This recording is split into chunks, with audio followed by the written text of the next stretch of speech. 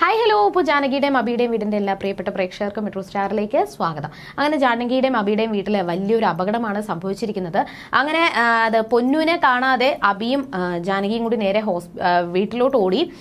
അമലും അജയൊക്കെ കൂടെ ഉണ്ടായിരുന്നു. അങ്ങനെ അവരെല്ലാം ആ ഒരു വീടെല്ലാം പരതി നോക്കി. ഈ സമയത്ത് അപർണയോട് ജോലിക്കാരി വന്നിട്ട്, നളിനി ചേച്ചി വന്നിട്ട് പറയുവാണ്, മോള് കൊടുത്ത പാല് കുടിച്ചത് പൊന്നു ആണെന്നും അങ്ങനെ ആ ഒരു പാല് കുടിച്ചതിന്, ആ ഒരു പായസം കുടിച്ചതിന് ശേഷം പൊന്നു ഏതോ റൂമിൽ തലറങ്ങി വീണ് കിടക്കുവാണ്. ഇതുവരെ എന്താണ് സംഭവിച്ചതെന്ന് അറിയത്തില്ല. ഡോസ് കൂടിയ ഗുളിക, ആ ഒരു മരുന്നാണ് പൊന്നുവിൻ്റെ ഉള്ളിലോട്ട് ചെന്നതെന്നുണ്ടെങ്കിൽ പൊന്നുവിന് എന്ത് സംഭവിക്കാമെന്ന് പറയാൻ പറ്റത്തില്ല. ഇനിയിപ്പോൾ ജീവൻ രക്ഷിക്കാൻ പറ്റുമോ ഇല്ലയോ എന്നൊക്കെ ഒന്നും അറിയത്തില്ല എന്നൊക്കെ പറഞ്ഞ് ടെൻഷൻ അടിച്ച് അപർണയോട് കാര്യങ്ങൾ പറയുമ്പോൾ, നിങ്ങളെ സൂക്ഷിക്കാത്തത് കൊണ്ടാണ് ഇങ്ങനെ സംഭവിച്ചതെന്ന് പറഞ്ഞ് അപർണയെ വഴക്ക് പറഞ്ഞുകൊണ്ടിരിക്കുകയാണ്. എന്തായാലും ഈ ഒരു കാര്യം വേറെ ആരും അറിയരുത്, നമ്മൾ രണ്ടുപേരും മാത്രമേ അറിയാവൂ എന്ന് താക്കീത് നൽകിയിട്ടാണ് അപർണയും വീട്ടിലോട്ട് പോകുന്നത്. അങ്ങനെ ജാനകിയൊക്കെ റൂമുകളിൽ പോയി നോക്കി. നേരെ തൻ്റെ റൂമിൽ വന്ന് നോക്കുമ്പോഴത്തേക്കും അവിടെ പൊന്നു തറയിൽ വീണ് കിടക്കുന്ന കാഴ്ചയാണ് കാണുന്നത്.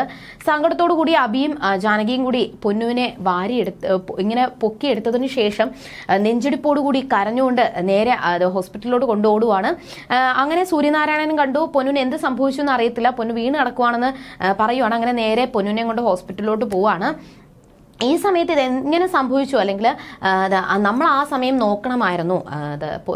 അവിടെ ചേച്ചിയുടെ കൂടെ, ജാനകി ചേച്ചിയുടെ കൂടെ ഉണ്ടോ ഇല്ലേ എന്ന് നമ്മൾ അന്വേഷിക്കണമായിരുന്നു. എന്നിട്ട് പൊന്നുവിനെ നമ്മൾ വീട് മുഴുവൻ ഒന്ന് ശ്രദ്ധിച്ചതിന് ശേഷം മാത്രം പൂട്ടിയിട്ട് ഇറങ്ങണമായിരുന്നു. പക്ഷെ ഉറപ്പാണ്, അപ്പോൾ അവിടെ എല്ലാവരും പറയുന്നത് പൊന്നു ഈ കഥമൊക്കെ പൂട്ടിയിട്ടിട്ട് പോയ ആ ഒരു ടെൻഷൻ കാരണം, വിഭ്രാന്തി കൊണ്ട് കരഞ്ഞ് തളർന്ന് കിടന്നതെന്നാണ് എല്ലാവരും പറയുന്നത്. പക്ഷെ അവിടെ അമൃത ഒരു സംശയം പറഞ്ഞു. അങ്ങനെ ഒരു സാധ്യതയുമില്ല. പൊന്നുവിന് നല്ലതുപോലെ അറിയാം, അങ്ങനെ ഉള്ള സ്ഥിതിക്ക് പൊന്നു കരഞ്ഞ് തളർന്ന് ഇങ്ങനെ വീഴാനായിട്ടുള്ള സാധ്യതയില്ല. പൊന്നുവിന് വേറെ എന്തോ മയക്കുമരുന്നോ അല്ലെങ്കിൽ എന്തോ വിഷോ അങ്ങനെ എന്തോ ഉള്ളിൽ ചെന്നിട്ട് കിടക്കുന്നത് പോലെയാണ് പൊന്നു കിടന്നത്. അപ്പൊ എന്തോ ഇതിൽ പ്രശ്നമുണ്ട് എന്ന് അമൃത പറഞ്ഞു.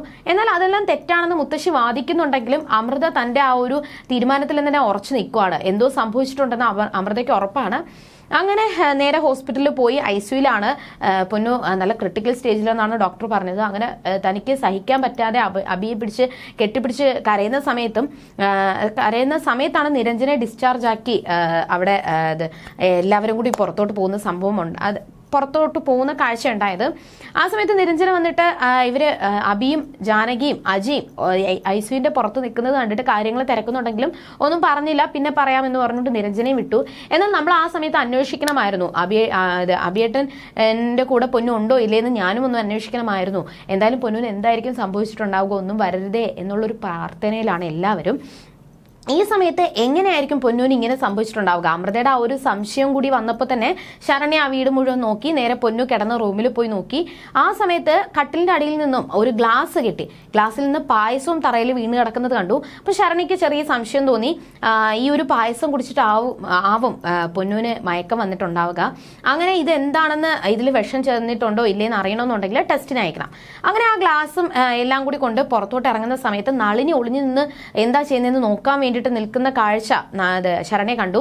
ആരും കാണാതെ ആ ഒരു ഗ്ലാസും കൊണ്ട് ശരണ്യ പുറത്തോട്ട് പോവാണ്. പുറത്തോട്ട് പോയി ആ ഒരു ടെസ്റ്റിന് അയക്കാൻ വേണ്ടിയിട്ടാണ്. പക്ഷേ ഇതിപ്പോൾ കൊണ്ടുപോകാൻ പറ്റത്തില്ല.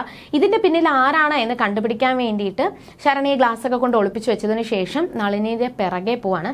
എന്നാൽ നളിനി അമൃതയോട് പോയി തന്റെ ആ ഒരു വേവലാതി പറയുന്ന കാര്യങ്ങളെല്ലാം ശരണ്യ ഒളിഞ്ഞു നിന്ന് കേട്ടു. ആ സമയത്ത് ജാനകിയെ കൊല്ലാൻ വേണ്ടിയിട്ടല്ല ഞാൻ ശ്രമിച്ചത്, ആ ഒരു വിളക്കെടുക്കാനായിട്ട് ജാനകി വരാൻ പാടില്ല, അതിനു വേണ്ടിയിട്ടാണ് ഞാൻ ഈ ഒരു കാര്യം ചെയ്തത് എന്നൊക്കെ അവിടെ പറയുന്നത് ശരണ്യ കേട്ടു. അങ്ങനെ മറ്റൊരാളെ വിളിച്ച് പറയാൻ വേണ്ടിയിട്ട് അവിടെ അബിയും ജാനകിയും വിളിച്ച് പറയാൻ വേണ്ടിയിട്ട് ശരണ്യ പുറത്തോട്ട് പോയി. ഈ സമയത്ത് ആ ഒരു റൂമിലോട്ട്, പൊന്നു കിടന്ന റൂമിലോട്ട് ശരണ്യ പോയ കാര്യവും നളിനി അപർണയോട് പറഞ്ഞു. അപ്പം ശരണ്യക്ക് ചെറിയൊരു സംശയം തോന്നി എന്ന് വിചാരിച്ചുകൊണ്ട് നേരെ അപർണ റൂമിലോട്ട് പോകുമ്പോൾ ശരണ്യ ആരോ വിളിക്കാൻ വേണ്ടിയിട്ട് ശ്രമിക്കുവാണ്. ഫോൺ എടുത്ത് നോക്കുമ്പോഴത്തേക്കും ശരണ്യയുടെ സംശയം അപർണയിലോട്ടാണ് എന്ന് അപർണയ്ക്ക് മനസ്സിലായി.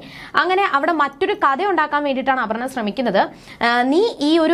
നീ അമൃതയുടെ നാത്തൂനാണ്, പക്ഷേ അജയോ അമലിനെയോ സ്വന്തമാക്കാൻ വേണ്ടിയിട്ടാണ് നീ ഇവിടെ തന്നെ പിടിച്ചു നിൽക്കുന്നതെന്നും അജയ് ഒരിക്കലും സ്വന്തമാക്കാൻ വേണ്ടിയിട്ട് നീ ശ്രമിക്കത്തില്ല. ആ വിവാഹത്തില് ജയയുടെ വിവാഹം മുടങ്ങാൻ വേണ്ടിയിട്ടാണ് നീയാണ് കൂട്ടുനിന്നത്. അപ്പൊ അമലിനെ സ്വന്തമാക്കാൻ വേണ്ടിയിട്ട് നീ ശ്രമിക്കുകയാണെന്നും അങ്ങനെ പൊന്നുവിന്റെ ആ ഒരു പായസത്തില് വിഷം കലർത്തി മയക്കുമരുന്ന് കലർത്തി കൊടുത്തത് നീയാണെന്നും അങ്ങനെ അത് കുടിച്ചു പൊന്നു കിടന്നതിന് ശേഷം അത് എന്റെ തലയിൽ കെട്ടിവെച്ചിട്ട് നീ ഇവിടെ എന്നെ ഈ വീട്ടിൽ നിന്ന് അടിച്ചു പുറത്താക്കി അമലിനെ സ്വന്തമാക്കാൻ വേണ്ടിയിട്ട് ശ്രമിക്കുകയാണ് എന്നായിരിക്കും നാളെ പുറം ലോകം അറിയാൻ പോകുന്നത് എന്ന് ശരണ്യയോട് പറയുവാണ്.